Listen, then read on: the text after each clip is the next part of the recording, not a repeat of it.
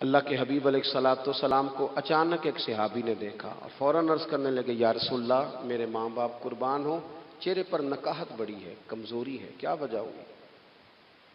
تو حضور نے ایک ٹھنڈی آہ بھری اور فرمایا، میں نے کئی دنوں سے کھانا نہیں کھایا، کھجور اور پانی پر گزارا ہے۔ میٹھا کھانا بھی سنت ہے لیکن فاقہ کرنا بھی سنت ہے۔ اپنی مرضی کی سنت ادا کر لینا یہ تو بڑا آسان کام ہے، لیکن میرے بھائی شریعت اسلامیہ میں جو چیز غالب رہی ہے اس پر بھی کبھی کبھی ذوق کریں۔ اور پھر حضور کا جو فقر ہے اختیاری ہے، نبی پاک نے مانگ کے غریبی لی ہے اللہ تعالیٰ سے کہ یا اللہ ایک وقت روٹی دے، ایک وقت فاقہ دے۔ تو نبی کریم علیہ السلام نے فرمایا کہ میں نے کھانا نہیں کھایا، کھجور پانی پہ گزارا ہے کئی دنوں سے۔ اب اس صحابی کو حکم تو دین کا یہی ہے نا کہ اگر گھر میں کچھ ہے تو لے آؤ، ورنہ شریعت پابند تو نہیں کرتی۔ تو وہ پہلے اپنے گھر گئے، جا کے پوچھا کوئی چیز ہے؟ گھر والوں نے کہا کوئی نہیں۔ پھر وہ پڑوسیوں کے گھر میں گئے، کوئی کھانے کی چیز ہے؟ کوئی نہیں۔ رشتہ داروں سے، محلے داروں سے پوچھا، کوئی نہیں۔ چپ کر کے نہیں بیٹھے، ایک یہودی کے باغ میں گئے، کہنے لگے یار کوئی مزدوری مل جائے گی؟ وہ سجنا یار مناؤن دی خاطر اساں کی پیس وٹائے، کوئی مزدوری ملے گی؟ اس نے کہا گرمی بڑی سخت ہے، پانی کنویں کا نیچے چلا گیا، ایک ڈول پانی کا اگر نکال سکتے ہو تو ایک کھجور دوں گا۔ فرمانے لگے منظور ہے۔ کہتے میں نے اپنے کندھے سے چادر اتار کے بچھا لی، ایک ڈول پانی کا نکالتا، ایک کھجور ملتی، وہ میں اس کپڑے میں ڈالتا جاتا، چادر میں ڈالتا جاتا۔ جب ذرا میری چادر بھر گئی کھجوروں سے، میں نے اسے سمیٹا، لے جا کے حضور کی بارگاہ میں پیش کیا۔ محبوب وہیں بیٹھے تھے۔ کہتے حضور نے میرا پسینے سے شرابور وجود دیکھا اور میرے چھالوں سے بھرے ہوئے ہاتھ دیکھے اور میری تھکے تھکے وجود کو دیکھا، تو کریم نے ایک کھجور اٹھائی اور اٹھا کے منہ میں رکھی۔ حضور فرمانے لگے کس نے تجھے مجبور کیا یہ کام کرنے پہ؟ اس کی مجبوری تو کوئی نہیں نا، کس نے تجھے مجبور کیا؟ تو کہتے ہیں دو آنسو میرے بھی چھلک پڑے۔ میں نے عرض کی حضور ہمیں کوئی مجبور کر سکتا ہے؟ ہمیں آپ کی محبت نہیں مجبور کیا، حضور یہ محبت ہے جس نے مجبور کیا۔ یا رسول اللہ کائنات کی ہر چیز سے بڑھ کر آپ سے پیار ہے۔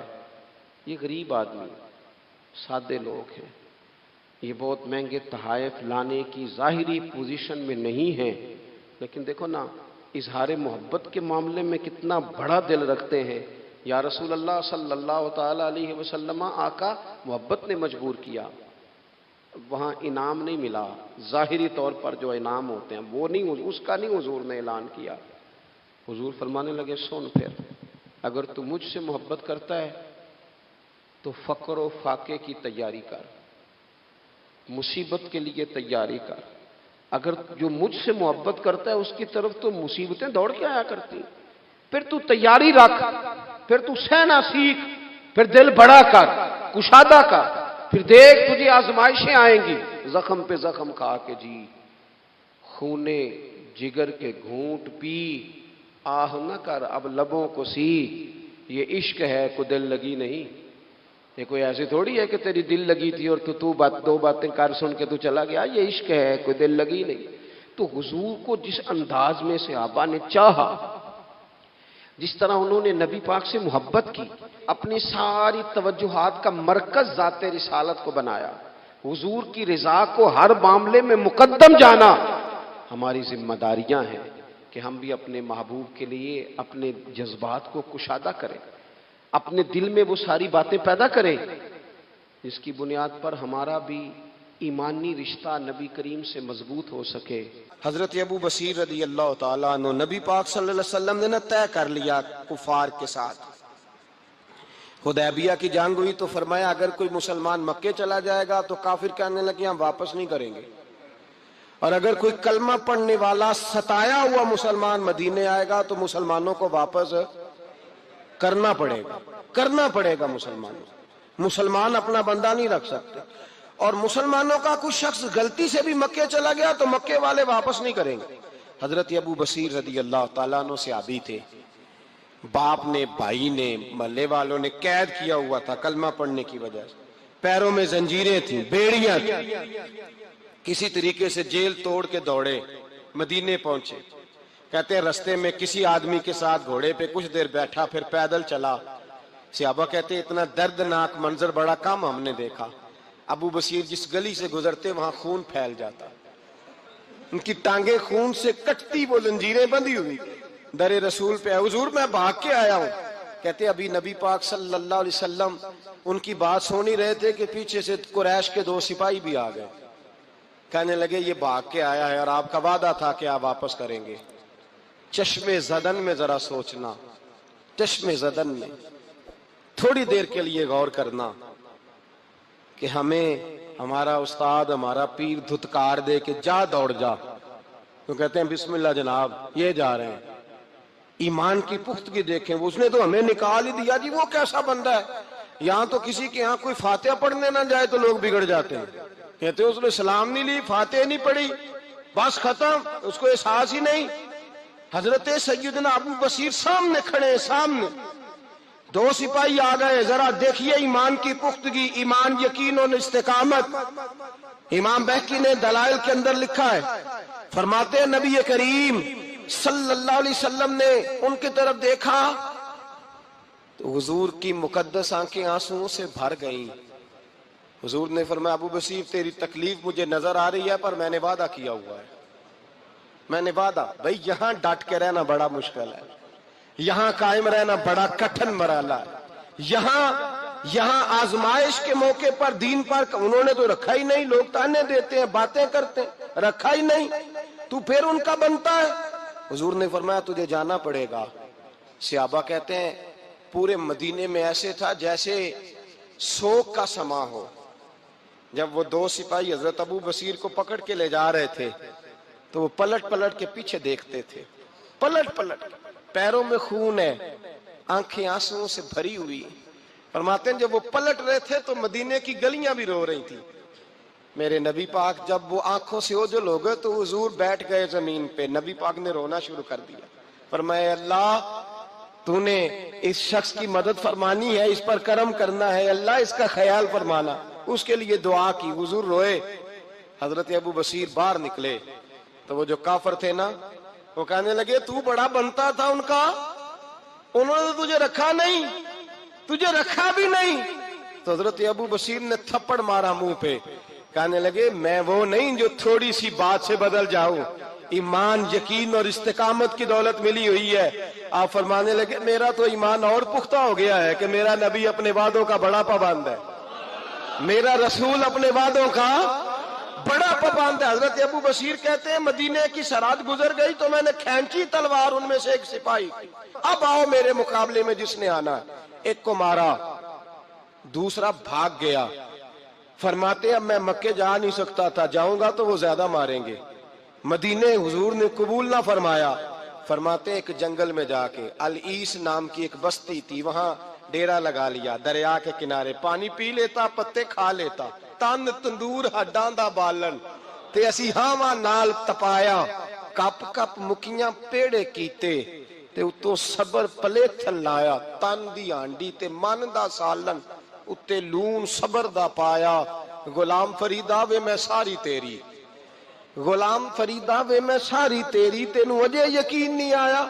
فرماتے سالوں پتے کھائے، اب جو بھی وہاں سے تانگ ہوتا وہ میرے پاس آ کے پناہ لیتا، جس کو مکے والے مارتے میرے پاس آ کے کہتے ہیں، تانے دینے والے آگے کہتے ہو تم کس طرح کے نوکر ہو، تمہیں تو انہوں نے رکھا ہی نہیں۔ ہم نے کہا چپ کر جا، وہ ہمارے آقا ہیں، وہ ہمارے آقا ہیں، رکھیں تب بھی ٹھیک ہے، نہ رکھے اللہ اکبر۔ ایمان دیکھو، قوت دیکھو، جیڑیاں خسماں دی وچ رضا وسن، بھاگ جاگ جاندے انہاں گولیاں دے تے میں گڈی ہتھ ڈور سجن دے، او جنج رکھے اونج رہنا ہے، واجب نہیں جے وچ شریعت مندہ خسم نو کہنا۔ فرمایا بس ٹھیک ہے، جس طرح حضور راضی ویسے ہی ہم راضی۔ حضرت ابو بصیر رضی اللہ تعالیٰ عنہ کے پاس 300 صحابہ کٹھے ہو گئے، 300۔ حضرت ابو بصیر جب مدینے کی سرحد سے گزر رہے تھے نا تو نبی پاک نے ایک آواز دی تھی، فرمایا ابو بصیر ایک وقت آئے گا کہ میرا پیغام تجھ تک پہنچے گا، ایک ٹائم آئے گا حضرت ابو بصیر سے جب کوئی کہتا نا کہ زندہ کس بات پہ ہو، تو فرمانے لگے مصطفیٰ کے فرمان پہ بڑا یقین ہے، بلاوا آئے گا، مجھے بلاوا، مجھے یقین ہے کہ مجھے بلاوا، بڑی امید ہے سرکار قدموں میں بلائیں گے، اور کرم کی جب نظر ہوگی مدینے، مجھے یقین ہے کہ مجھے بلاوا۔ حضرت ابو بصیر رضی اللہ تعالیٰ عنہ فرماتے ہیں کہ وقت گزرتا گیا، 300 لوگ اکٹھے ہو گئے۔ جب کوئی مسلمانوں کا قافلہ مکے کے پاس سے گزرتا تو مکے والے لوٹ لیتے تھے۔ حضور نے بھی اجازت دی مدینے والوں کو، اگر ان کا قافلہ کوئی آئے تمہیں بھی حملے کی اجازت ہے، کفر کا مال مال غنیمت ہے۔ حضرت ابو بصیر کہتے ہیں جب بھی ہمارے قریب سے وہ رستہ تھا شام کی طرف جانے کا، جب بھی کافر گزرتے ہم ان کے قافلے پکڑ لیتے، لوٹتے، ہم بھی ان کو اس طرح کی سزا دیتے جو مسلمانوں کو دیتے تھے۔ فرماتے ان کا جینا محال ہو گیا، ہاتھ باندھ کے نبی پاک کی بارگاہ میں گئے، کہنے لگے یہ شرک ختم فرما دیں اور آپ ان کو بلا لیں، بلا لیں۔ حضرت ابو بصیر فرماتے ہیں میں بوڑھا آدمی تھا، دن بھر میں کام کرتا، محنت کرتا، اس علاقے میں کھیتی باڑی کرتا، جب رات ہوتی تو میں کسی پہاڑ کے ٹیلے پہ بیٹھتا اور مدینے کی جانب منہ کر لیتا، اور میں انتظار کرتا بلاوا کب آئے گا، کب حضور کا پیغام آئے گا، میں انتظار کرتا۔ حضرت ابو بصیر رضی اللہ تعالیٰ عنہ بیمار ہو گئے، شدید بیمار، سخت بیمار تھے، تو قریش نے شیخ ختم کی۔ حضرت ابو ہریرہ کہتے ہیں نبی پاک نے 2 صحابہ کو رکا دیا، فرمایا جاؤ اسے جا کے کہو آ جائے، اسے کہو آ جائے۔ صحابہ کہتے ہیں ہم پہنچے تو ان کا آخری وقت چل رہا تھا، آخری ہجکیاں تھیں، ایمان اور یقین دیکھو، آخری ہجکیاں۔ لوگ کہتے ابو بصیر وقت آ گیا، وہ کہتے نہیں ابھی وقت نہیں آیا، وقت تب آئے گا جب نبی پاک کا بلاوا آئے گا۔ حضور کا وعدہ تھا وقت تب آئے گا جب میرے نبی کا بلاوا آئے گا، بھی بلاوا نہیں آیا تو ابو بصیر کا وقت بھی نہیں آیا۔ صحابہ کہتے ہم نے جا کے رکا، تھمایا، اٹھنے کی بھی طاقت نہیں تھی۔ جب حضور کا رکا لیا نا تو دونوں یوں مٹھیاں بند کر لی، گویا جھوم جھوم کے نعرے لگانے لگے آؤ دیکھو میرے نبی کے وعدے کتنے سچے ہیں، آؤ دیکھو حضور کے وعدے۔ چومتے حضور کا نامہ، سر پہ رکھتے، سینے سے لگاتے، اور کہتے ہیں پھر بلند آواز سے کلمہ پڑھنے لگے، کہنے لگے حضور میں حاضر ہوا، یا رسول اللہ میں آیا، کہتے بلند آواز سے کلمہ پڑھا اور ان کی روح پرواز کر گئی، ان کی روح پرواز کر گئی۔ نبی رحمت صلی اللہ علیہ وسلم کے غلاموں کا یقین، اعتماد اتنے اعلیٰ درجے کا۔ ایک صحابی ہیں حضرت خزیمہ رضی اللہ تعالیٰ عنہ، ابو داؤد شریف میں حدیث موجود ہے، نبی پاک علیہ السلام نے ایک یہودی سے گھوڑا خرید لیا۔ حضور نے فرمایا آ میرے ساتھ، میں تمہیں پیسے دیتا ہوں۔ اللہ کے محبوب تھوڑا آگے تشریف لے گئے، یہ ذرا تھوڑے فاصلے پہ پیچھے آ رہا تھا۔ راستے میں لوگوں نے اس کو کہا کہ تو نے تو سستا بیچ دیا ہے، گھوڑا تو مہنگا ہے، قیمت زیادہ لگا دی، یہ مکر گیا۔ محبوب کریم علیہ السلام نے پیسے تھمائے، پیسے لو، گھوڑا دو، کہنے لگا کون سا گھوڑا، میں نے تو بیچا ہی نہیں۔ اب جب سودا ہوا تھا گھوڑے کا تو حضور تھے یا وہ یہودی تھا، تیسرا شخص ہی کوئی نہیں تھا، کون سا گھوڑا، کیسا گھوڑا۔ اپنا حق چھوڑ دینا یہ بھی بعض اوقات بزدلی ہوتا ہے۔ نبی کریم علیہ السلام نے فرمایا بھائی تو کیسے مکر سکتا ہے جب تیرا میرا سودا طے ہوا ہے، جب ایک مخصوص رقم پر تو نے اسے بیچ دیا ہے تو مکر کیسے سکتا ہے، تو پیسے لے اور گھوڑا دے۔ اب جب تھوڑی سی بات تکرار میں آئی تو کچھ لوگ وہاں جمع ہو گئے، مسلمان، یہودی اور بھی کئی لوگ۔